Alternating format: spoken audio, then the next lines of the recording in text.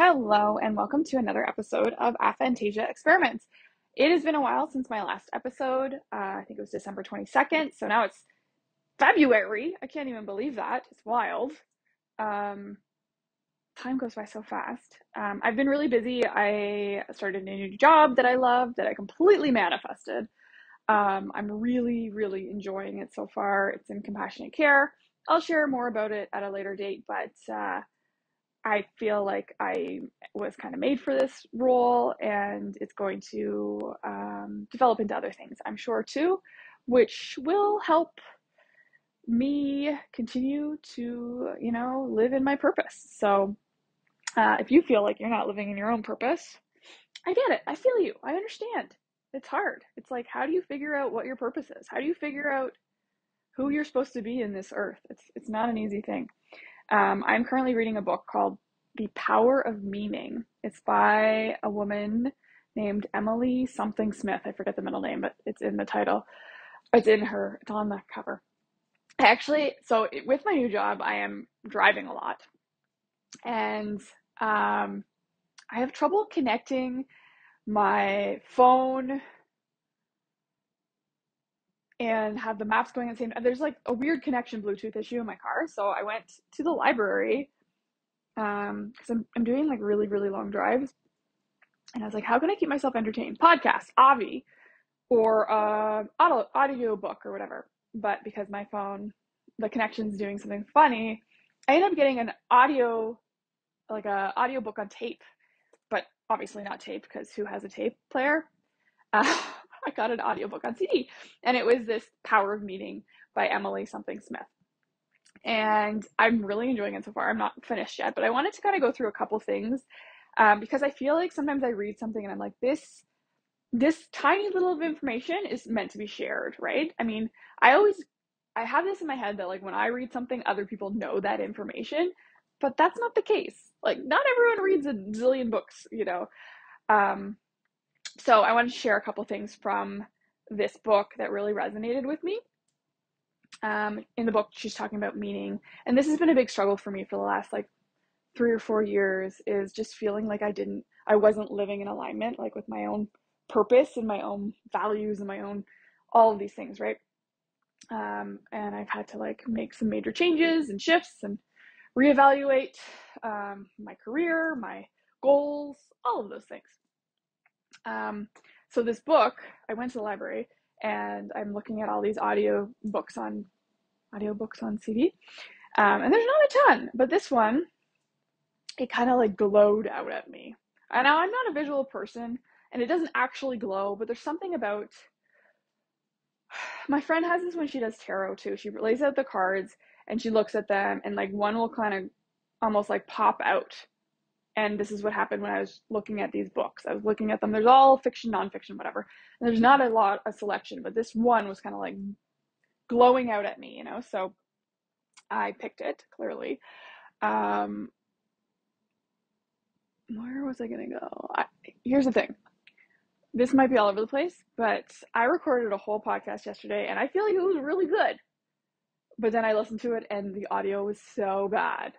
So I'm wearing my husband's headphones.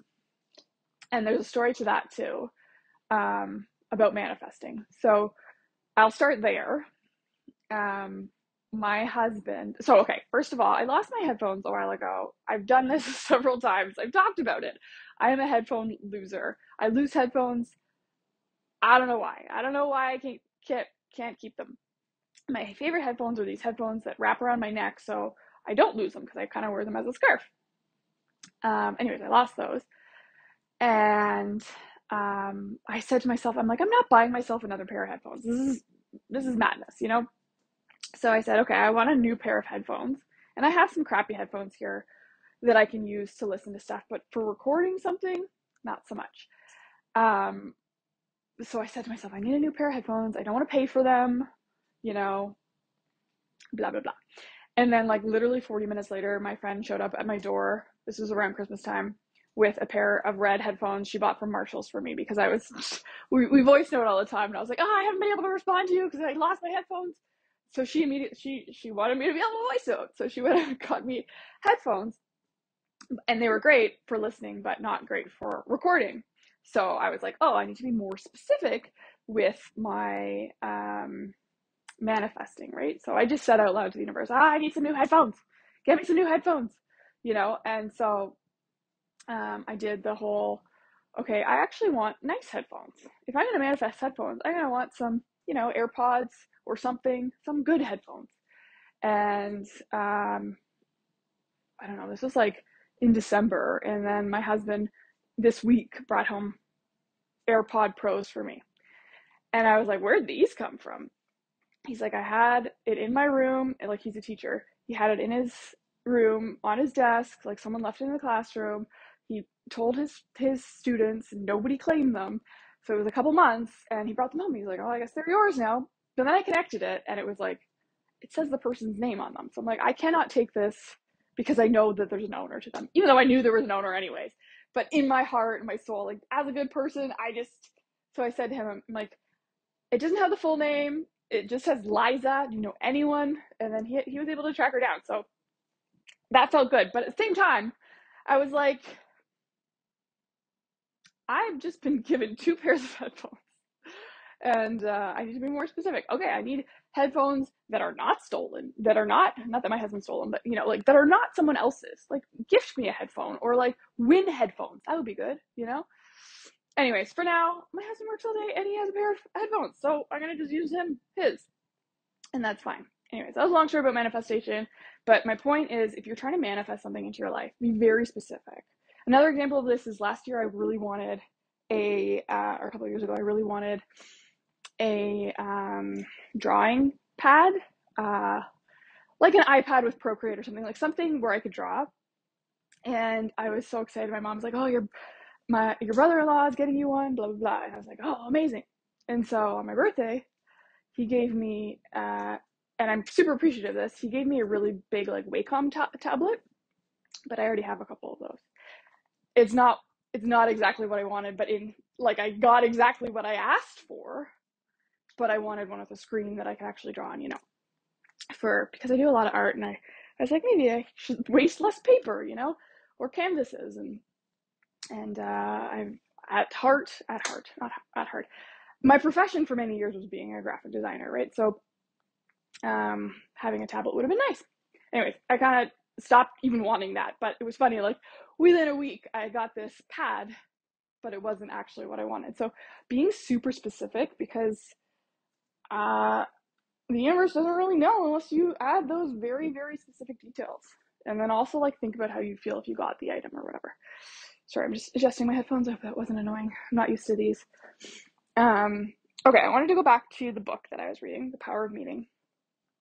So in this book, it was talking about how people who in their careers feel like they have purpose and meaning. They went through the different types of careers that people genuinely feel like they have purpose. And this is not like a hard and fast rule. Like obviously there's some people who work as teachers that don't feel like they have meaning or purpose. I feel like teachers is a bad example because I feel like most teachers probably feel like they have something unless they're terrible teachers. My husband's a teacher. He never comes home and is like, what's my purpose in life? Like he knows he's going to school, he's teaching kids, he's making a difference. He's like, and I'm sure a brain surgeon doesn't come home at the end of the day and go, man, I don't feel like I did something good with my life. So anyways, the book talks about the different professions where you feel like you have purpose and the ones that you don't. And one of the interesting things they talked about was how certain jobs that do have purpose, that we should value, the people doing those jobs don't feel like they have purpose. So for example, like a PSW, someone in a hospital, I mean, not PSW, what's the job? PSWs are the ones that help with like moving people around and stuff. So yes, that would be probably one. But like in hospital, the staff that cleans up, the people that come in and take the sharp containers out, clean the garbages, sanitize everything, those are really important jobs. They're really important. If we didn't have those, we would be, in a state of, we probably all have polio, like like these kind of jobs are really important.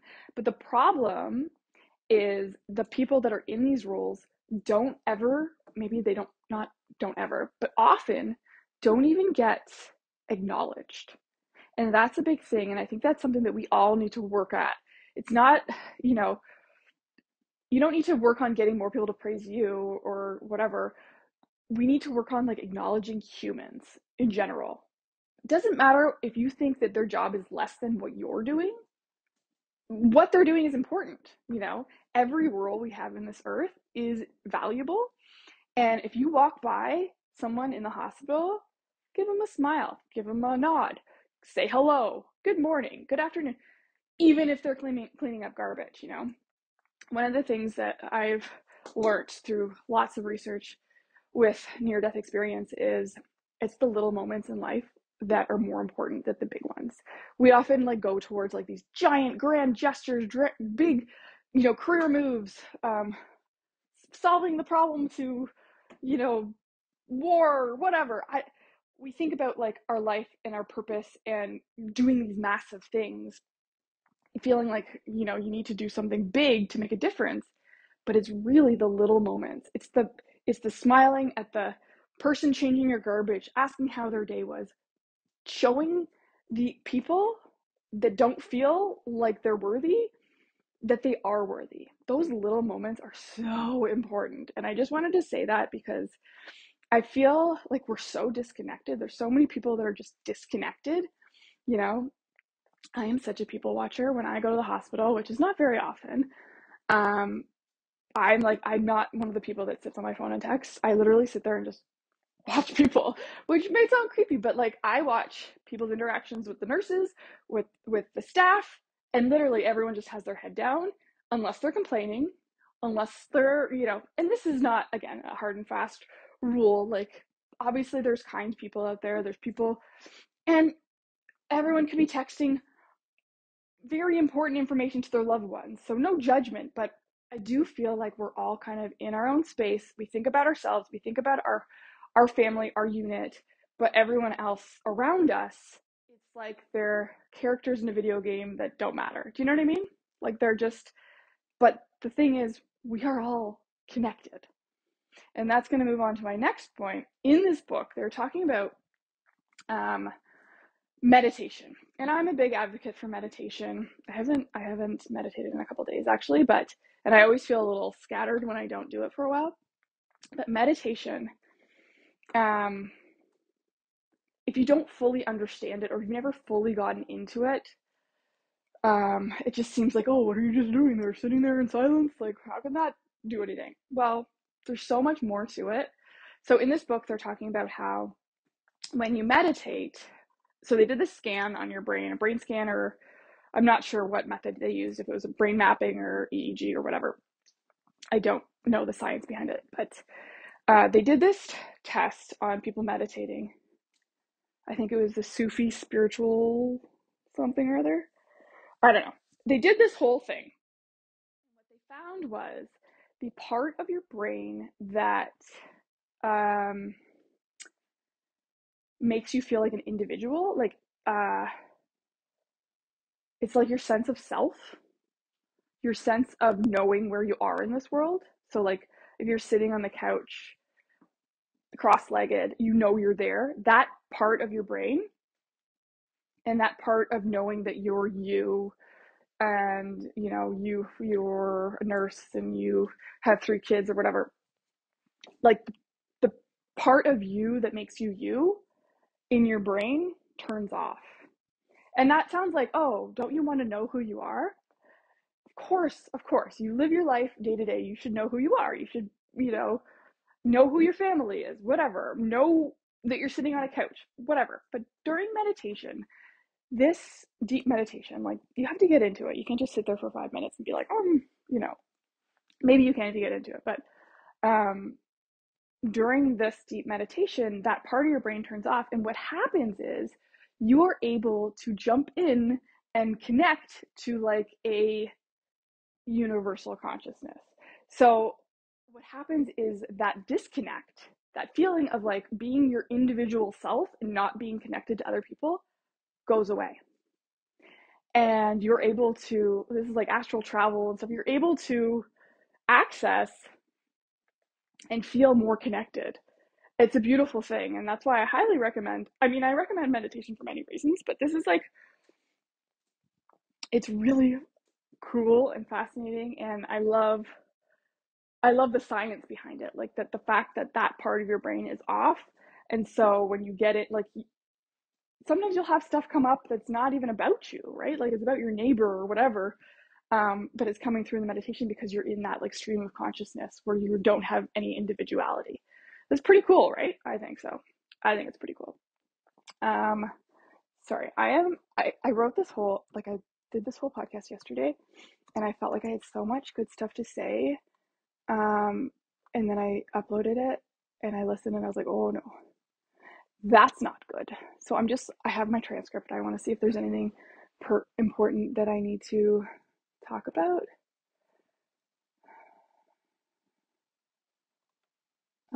Storytelling. Okay, so another part of this book. So obviously, I podcast and I love podcasting. It's one of my favorite things to do. If someone gave me $1 billion, maybe not even a bazillion, I would just podcast. I think that's what I would do. I'd probably have a couple podcasts and I would do that because I think that sharing your story and sharing what you learn is super valuable. You know, I could be reaching someone from Australia right now. Good day, mate.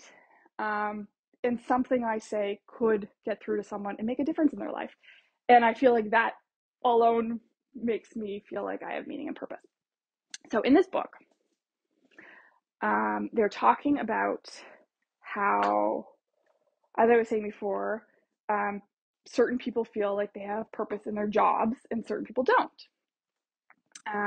And obviously there's genetics and whatever, a bunch of different things involved in like how we mentally feel about ourselves. But like typically people in like retail jobs, people who work in fast food, all these jobs that are like food industry jobs, like important. We need to eat, we need to do these things. Like if someone doesn't do it, then it doesn't exist. Like these are important, but they don't feel important. And I think that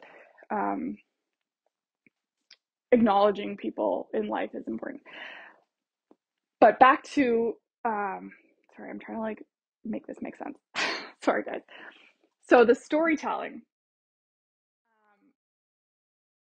we were talking about people and their roles in life, and there was this woman who had started a company, totally forget what it was called, but a business where people share their stories and she helps them like write a script and perform these stories. So they get like a one-man show kind of thing. They go up there, they tell their story about grief or loss or something that's happened in their life. Okay. And by doing this, they're able to process through some stuff. You know, the thing that people don't realize, my husband, I love him to death, but he will never share his story with anyone. He's a closed book. I know his story because I've lived it, but even like story of his childhood, he doesn't share anything. And it's, when you don't share, it kind of holds you back from growing. Um, and I feel like he's grown a lot since his father passed away. Um, and it's made him like process through things. I don't know why I'm saying this, but um, this company started this whole thing where you go and you tell your story, you craft it, whatever. And that really hit home to me. I was like, I've worked in publishing for 15 years, and I feel like part of my job in publishing was like helping people's stories be heard, right? Um, Getting their stories out there in a book format and magazine, whatever. Like I worked in magazine before I did uh, educational publishing, and then I did trade publishing. But a lot of it is like taking someone's story or taking a story and making it captivating, whatever. So I feel like that's part of my purpose. Um, the interesting thing they were saying about the storytelling. So they were talking about how there's two different ways of storytelling. I'm sure there's multiple different ways. But when you go through something hard or tragic or traumatic in your life, there's this time period where it's hard to tell your story because you can't actually reflect on the things that happened in a healthy way. So it's like when you tell your story, when Your wounds are wounds and not scars. Like the time to tell your story is when they're scars, they've healed, there's still the mark. You're always going to have it. You're always going to have that scar, but you're able to look back, at the event, at the thing that happened and say, okay, if that didn't happen, then this wouldn't have happened, or like this good thing came out of it, or I learned this lesson, this giant lesson that's going to change who I am going forward in my life, right? So through this storytelling practice, you're able to like reflect and realize, what good came of it, or what changes, what mental, breakthroughs you made through this thing happening. Because honestly, we can't go through life unscathed, right? We cannot go through life without losing someone, without hurting ourselves, without losing a job, without all of these things, right? Our life is never going to be picture perfect all the time. There's going to be moments, but those moments, we're supposed to reflect on them and like realize the purpose of them. So then when you're able to do that, and I try to do this like on a daily basis, like, why did this happen? Blah, blah. When you do that, your life makes more sense. It starts to like, oh, that in grade 7, this happened to me. And now this is happening to me. And you connect the dots. Like it's a pretty magical, crazy thing. But so in this book, they went into more research about storytelling. And one of the things that I thought was really cool was they were getting people to tell the story as if it didn't happen. So say something bad. Okay. For example, I had a kid when I was 17. And to a lot of people that would be like traumatic. And it was a really hard, scary, very, very scary point in my life. Nobody I knew had kids. I was 16 when I got pregnant, barely 17 when I had him. Sorry, I'm just fixing my headphone.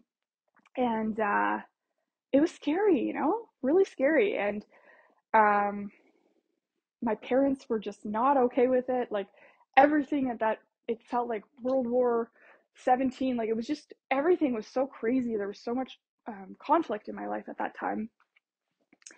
And I think if I go back and I tell the story, if I never got pregnant, I never met his dad, I never, all these things, what would my life look like?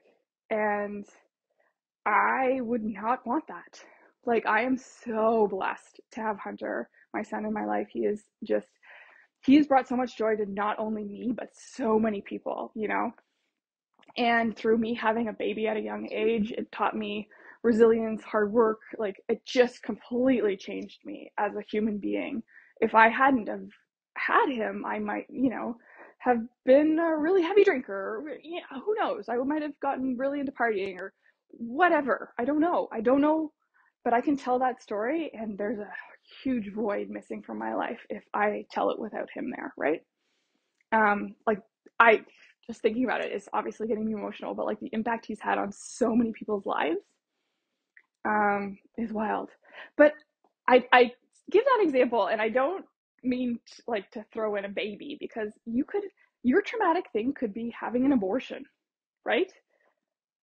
And your story could still be a positive story if you tell it, in the way where you process it, where you have the baby, right? It's just about like kind of looking at the whole picture and realizing the outcomes that came because of your decision, or because of the trauma or tragedy that you've gone through, right? And I think it's really important that we tell our stories, but I never really thought about telling your story as if it happened a different way.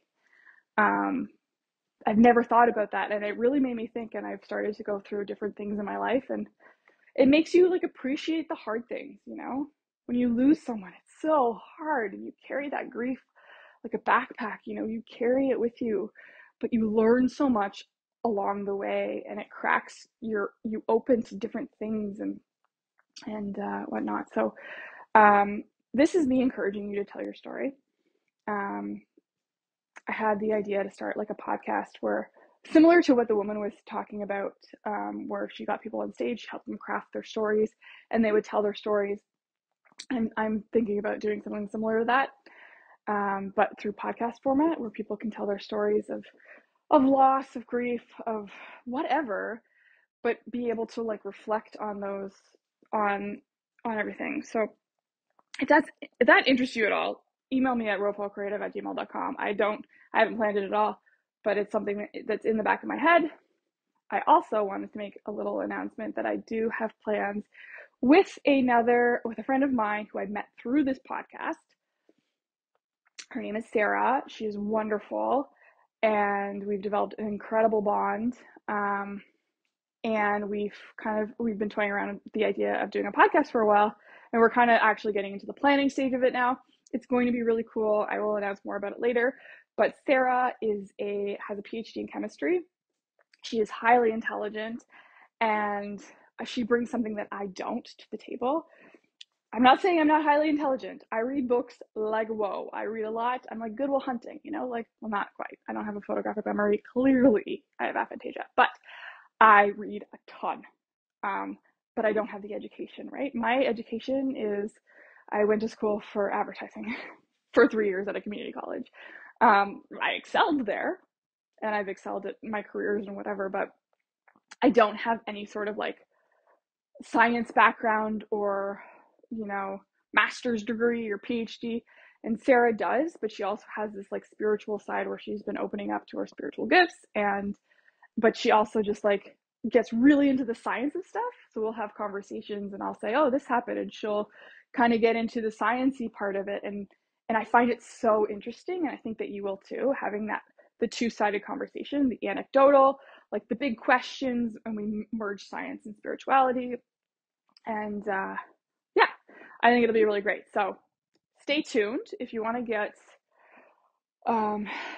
like keep in the loop and want to know when that comes out. On my website, aphantasiaexperiments.com, there is like a email sign up. I don't send out emails typically, but I am trying to build my list. So when I have something like, hey, a new podcast, I can email out. I just need to get organized there.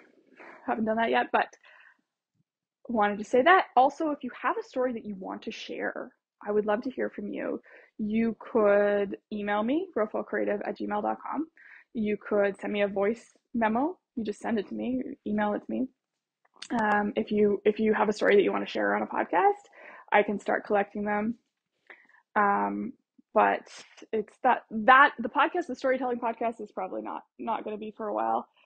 But the other one with my friend Sarah, I feel like will come soon, and I'm really excited about it. We have so many cool things we want to talk about, and I think it'll be really fascinating. She also, just to throw that out there, she also has aphantasia, so that'll be something we discuss, and how our brains are similar and different. And we'll talk to other people with aphantasia and other scientists and other spiritual leaders and whatever. It's going to be great. So throwing that out there. Also, if you have any cool ideas for names of our new podcast, that would be cool too. Do a poll, maybe. I guess I need names to make a poll. But if you have any suggestions for, a podcast where you bridge science and spirituality and ask big questions and get to the bottom of the mysteries of the world. I was thinking something about the ether, but I don't know. If you have any ideas, let me know. What else did I have to talk about today? My friend was telling me a story yesterday, and this is something I didn't talk about in the podcast I did yesterday, so maybe that's why I didn't record well.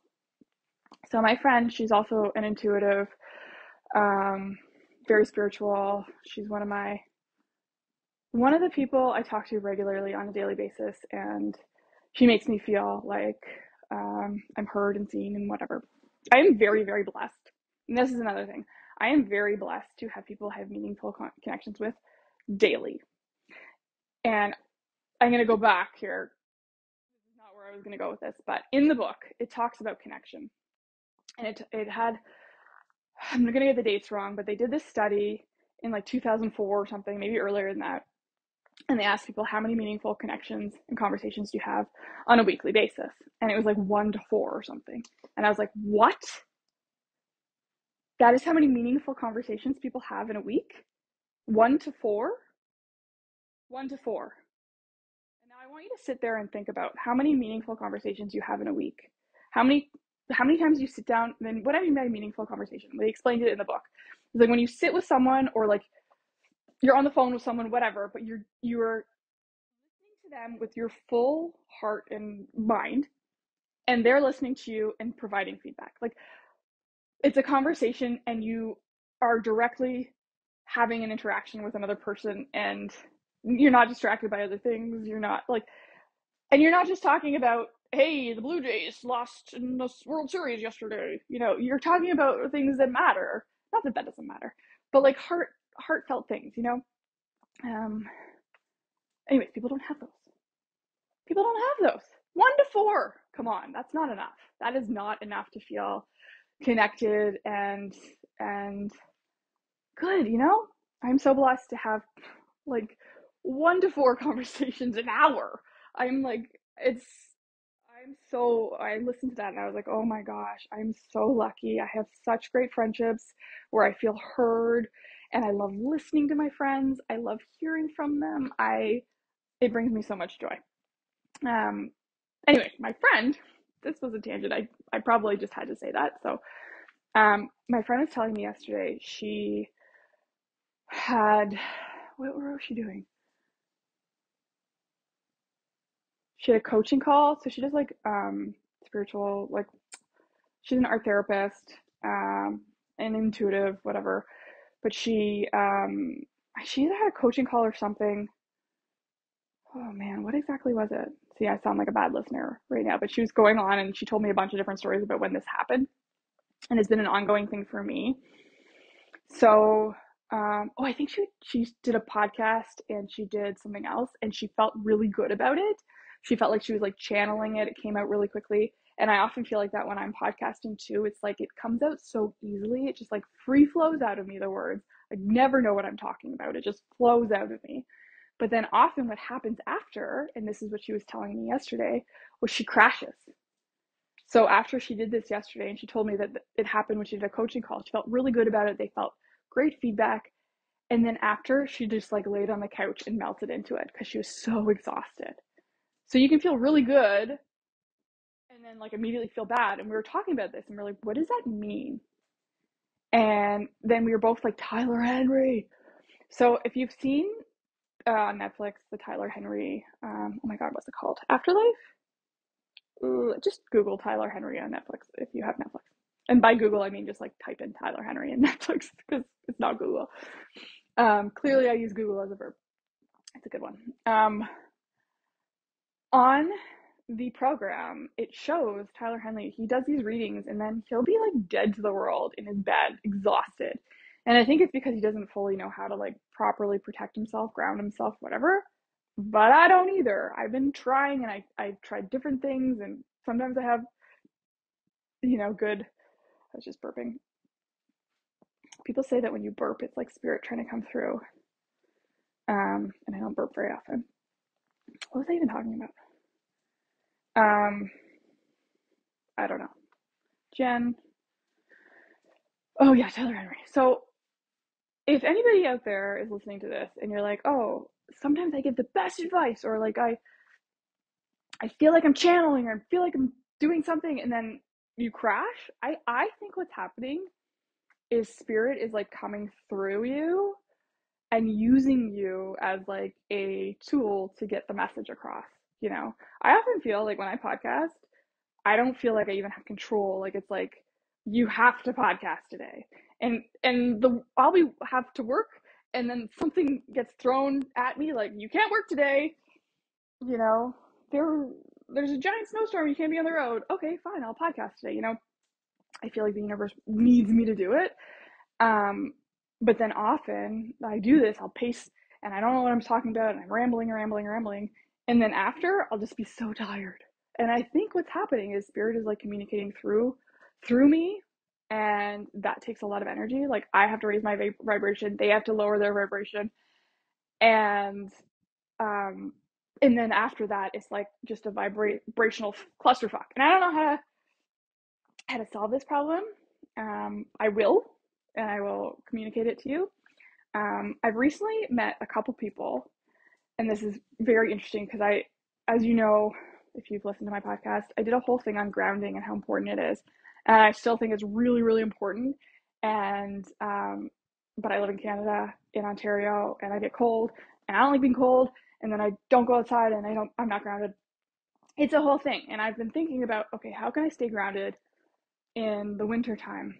And Sarah, who is the one I'm going to start this podcast with, shared, and I think I've shared this on the thing before, about how when she used to do experiments or sciencey stuff in the lab or whatever, they would have to like go and ground themselves in between stuff.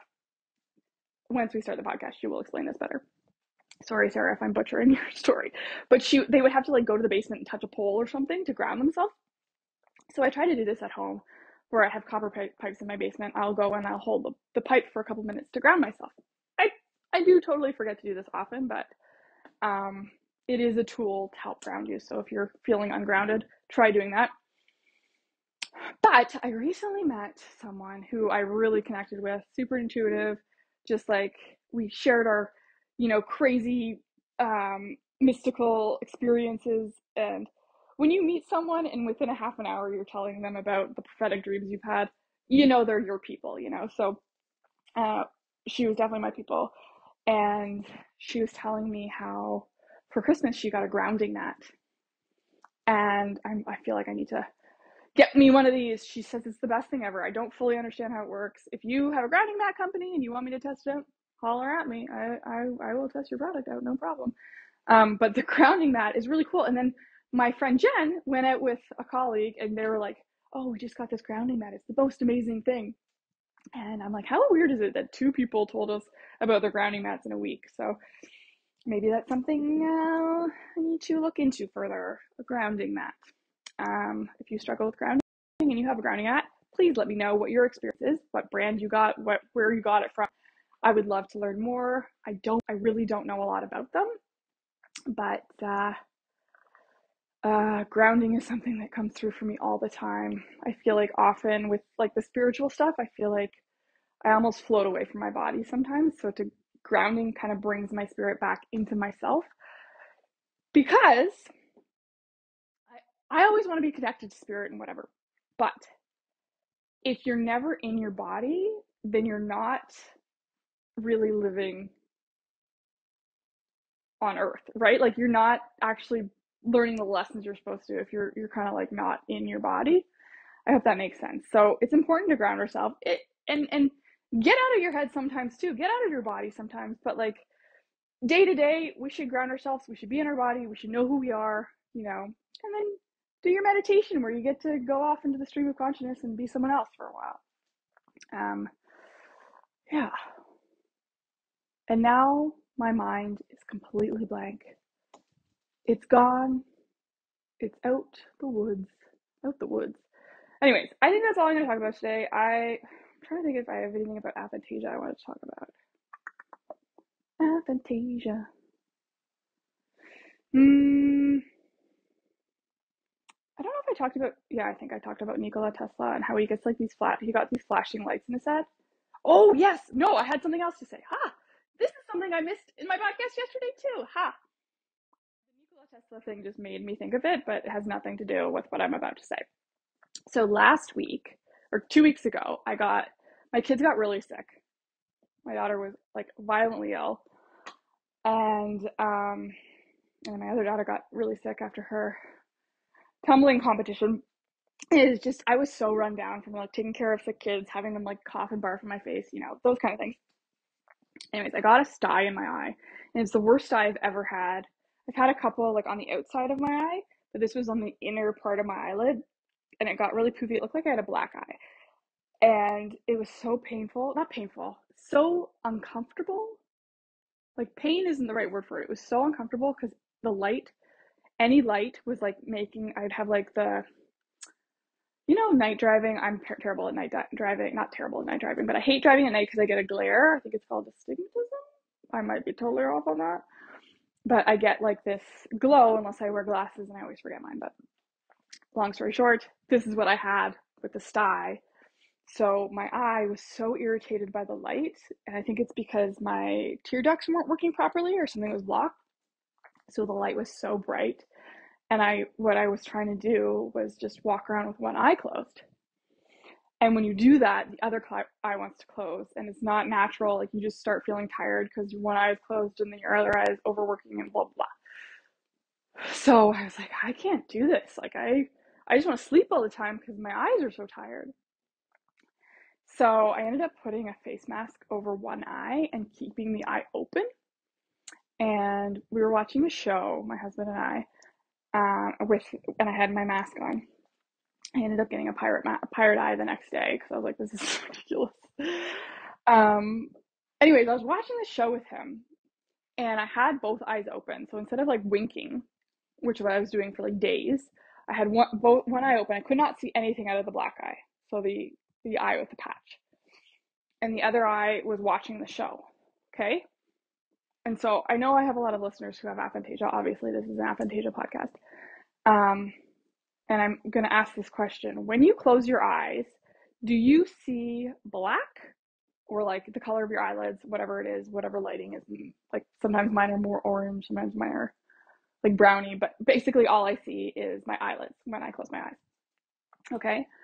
I put this eye patch on, or I had a face mask on, half my eye, and I'm watching the show, and I have my eye open. It's black. So it's like I have an eyelid on, but I don't, right? Does this make sense? What happened was I started seeing almost like static. Like, if you were to look at a TV that the channel wasn't working or whatever, like that static. Do they even do that anymore? Is that like before 2000s? If you had cable TV and you turned the TV on, it was static. That is what I got, but like dark, like black, but with static. Okay. And I was like, this is interesting. This is not what I should be seeing. I should just be seeing black. It was just after staring at the TV for a while, right? One of my eyes is capturing the show. One of my eyes is capturing the eye patch. And all of a sudden, these pixels start formulating. And I'm like, what the hell? So it's like static, but then the static starts forming into pictures that are on my left eye. So my left eye is watching the show, and my right eye is taking these pixels and starting to form faces. And like, it's starting to form the things I see on the left side. I don't understand what is happening, but I feel like that it might be a clue to something. So, if you have aphantasia, try watching TV for a couple hours. Don't do it all the time, but like, just try with an eye patch on. Tell me what happens. Keep your eye open, don't keep it closed. So it should look black. Tell me if anything comes through. It doesn't happen immediately. Like, I did not notice it immediately. I watched a whole hour show, and like halfway through I was like, this is weird. Something's happening here.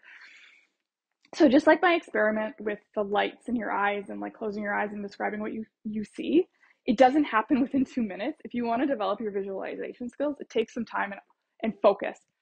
And so also what was happening, once it started happening and I was like realizing, and I'm like, okay, maybe this is like me learning how to visualize. I don't know. Who knows? But I start thinking about it and then it goes away. And it's like this constant like focus, unfocus, focus, unfocus. I don't know how to describe it, but it took so much brain power to kind of stay into the mode where my pixels started forming. And then as soon as my brain really realized it, it would go away and I'd have to get back into that state. And there was a weird thing happening with my eyes. So like, my eyes were focusing on the TV, and it was like something crazy was happening in my brain when this was going on. And we watched like an hour show, and I thought it would make me like less tired wearing the eye patch. But I think what was happening was my brain was doing stuff to like, it was like it was trying to tell my other eye what to see, you know? And I don't know. I don't know if it has anything to do with like learning how to visualize, or, you know, I don't know. But it was a weird experience. And I feel like if my eye is completely covered, I shouldn't see anything. So I'm wondering, has anyone had an experience like this? B, when you close your eyes or when you have something covering your eyes, do you see pure blackness or whatever color the thing is covering your eyes? Or you start seeing pixelation, static, whatever? Tell me. I want to know. I want to know.